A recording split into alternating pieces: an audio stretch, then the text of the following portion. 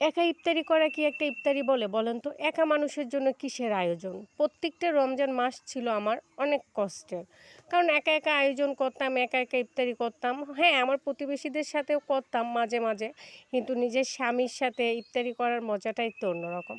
আল্লাহ পাক আমাকে এবার এই সুযোগ করে দিয়েছে যে আমার হাসব্যান্ডকে নিয়ে আমি এবার ইফতার করতে পেরেছি। শুধু আমার হাসব্যান্ডকে না, আমার হাসব্যান্ডের কলিগ যারা ছিল তারাও আমাদের বাসায় ইফতারি করতো। আর সকলের জন্য আমি আয়োজন করতে পেরে আরও খুশি ছিলাম যে সব ভাইয়াদেরকে নিয়ে আমি একসাথে ইফতার করতাম বা তাদের জন্য সেই আয়োজনটা আমি করতাম। আমার কাছে অনেক এই বিষয়টা ভালো লেগেছে।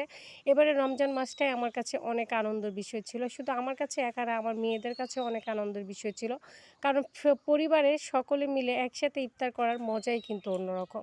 আর আমার কাছে সবসময় মনে করেন যে কোনো জিনিসই হোক, নেওয়া থেকে দেওয়াটা বেশি পছন্দ করি। সেটা আমার পরিশ্রমের দিক থেকে হোক, কাউকে কিন্তু গিফট হিসাবে কিছু দেওয়া হোক বা তার জন্য কিছু